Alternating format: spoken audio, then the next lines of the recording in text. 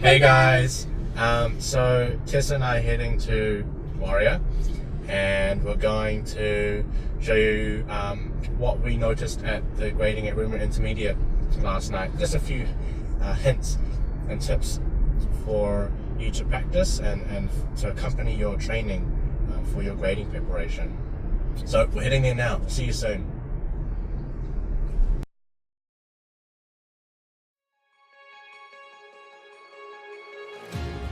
I'm left behind, obeyed the line, but always a goal.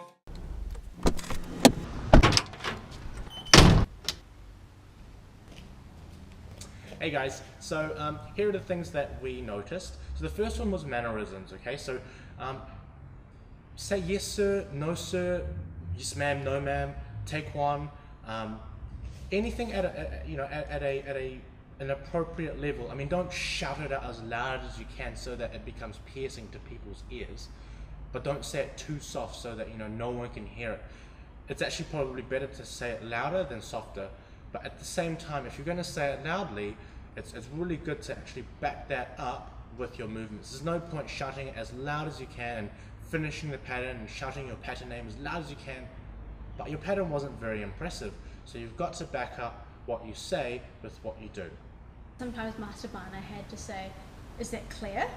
Or sometimes you actually hear that in training as well, where Master McPhail is like, is that clear? And that's a prompt to say, yes sir. Do you want to take initiative and say, yes sir, without them having to ask for that? Also, another thing is, how do you actually perform at the grading? You don't want to slowly build up momentum during your grading. You don't want to, start, I'm getting into the grading zone, and then by the end of the grading, you're fantastic. You want to start fantastic and then end fantastic. So don't gradually build momentum, start strong. And the way that you do that is by warming up before grading, and also you've got to have a good mindset coming into the grading, and that is ultimately determined by how much preparation you've done. So as part of theory, we noticed that Master Bana asked quite a few questions about stances in a bit more detail. For instance, how long is a stance, how wide is a stance, as well as the Korean or English terms for them. So remember with let's say walking stance and L stance, they're both a shoulder and a half long, but the reference points are different. Also the angle for, let's say, the walking stance, rear foot is 25 degrees. You've got to learn all of those little things, and I reckon that walking stance and the L stances are probably the main things you want to get right, because those are the stances that you are actually performing most frequently in your patterns. You're either performing a walking stance or an L stance. Let's say in Chunji, those are the only stances that you're going to be performing. So know them, know your business. So another thing that we noticed, especially with white belts and yellow stripes, is that when they did a low punch, is that they looked down at their fists, and this might be just because they're actually aiming that way or because their fist is going that way, but you need to look straight at your opponent. So when you practice, it might pay to look into a mirror and practice punching to your belly button height, right? So this is for yellow belts and above.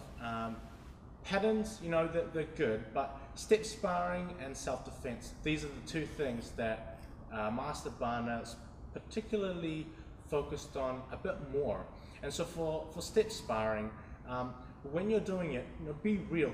When you're attacking or when you're blocking, do it to the correct position. Don't kind of adjust for your opponent. Although you are attacking your opponent, you're attacking their height, but don't, let's say, do a punch and punch to the side of your body so that the opponent can easily block. That's not the purpose. You want to punch in the middle so that your opponent can block the punch out. Okay, so that's one of the main things that I personally saw.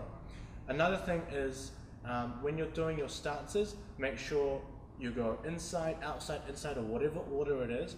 Make sure that there's no gap. You might find that you're with a partner who's a bit shorter or a bit taller. That's fine.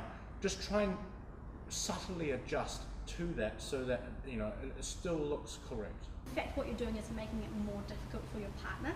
So what I do when I do step sparring, this might be a little bit tricky, but I always do it like full power, completely intending to hit the other person. And you know, even though it might theoretically hit them, the idea is that they actually move and they execute the block properly, so that they actually know that the blocks work. Otherwise, what's the point of practicing them? And it doesn't even, it doesn't only look real, you know, it is real. So the whole idea of step sparring is to show off to the public what your techniques are doing, and the only way you can really do that is by doing them to the target and knowing what the kick does. Okay, so with self-defense, we noticed that a lot of people were a bit uncomfortable.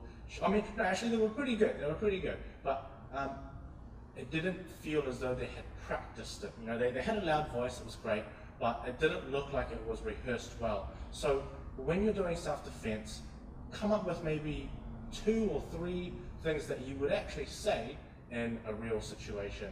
However, with self-defense comes different scenarios. You have different situations in which you might be attacked or you might be approached.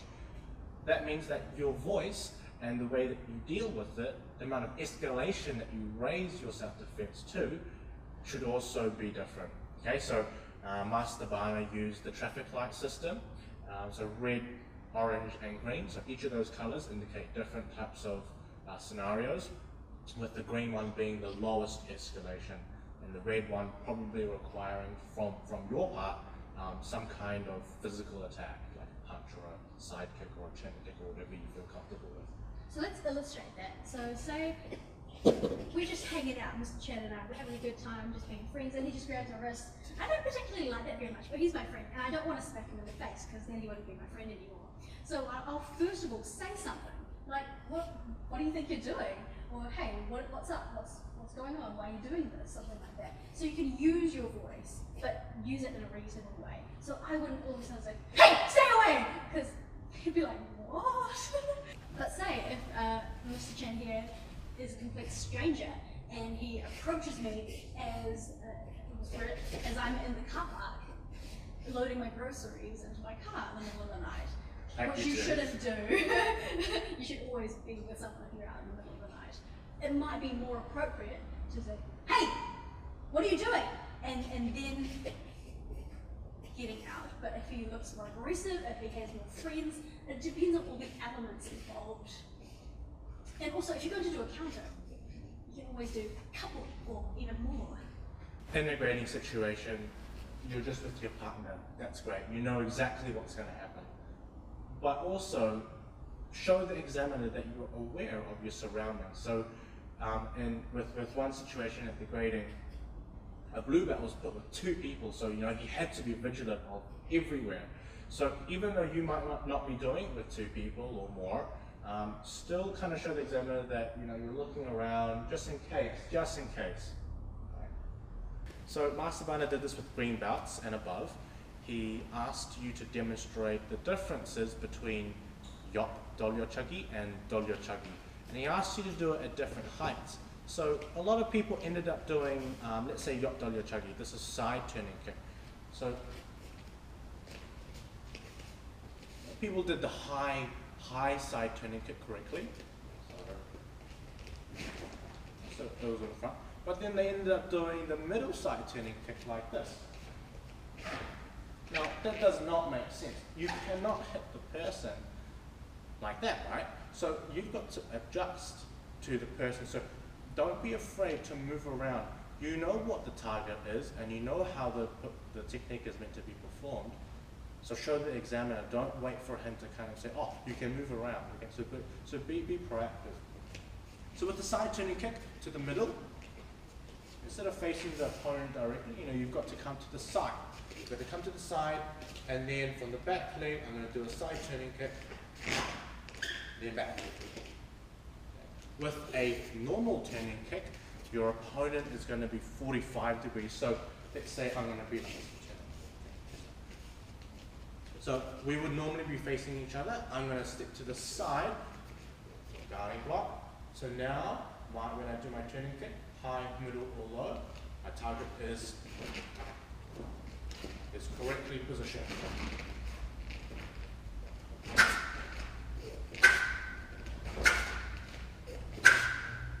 So couple of last points before we shoot off. The first is that if you are, say, a green belt or above, or even below, it may pay to do some extra fitness work outside of training by yourself. Just going for a run is really good, just maintaining your fitness so that you can really put your best effort into your grading. Lastly, I know this applies to everybody, but especially to girls, because I teach just girls. Especially teenage girls, sometimes they lack a bit of self-confidence. And one thing I want to say about that is that you've prepared and you've worked hard, and so have the belief in yourself that you can go out there and be awesome. You can totally smash your grading. It doesn't matter if you make a couple mistakes, everyone makes a few mistakes, no one's perfect. But just put on, what I say to my girls is, you've got to put on a frown on your face, look determined and push through. Think about your next movement and you will be amazing. So on Saturdays and Sundays, remember, 2 to 4, this dojang is... I will be here. Well, we'll be here because Tessa's training for a black belt and I'll be helping out. So if you want any help, come along. It's Saturday, Sunday, 2 to 4 p.m. I'll be here. Other black belts will be here as well. So you've got more than enough people to ask questions. So bye for now. Catch you later. See ya. Bye.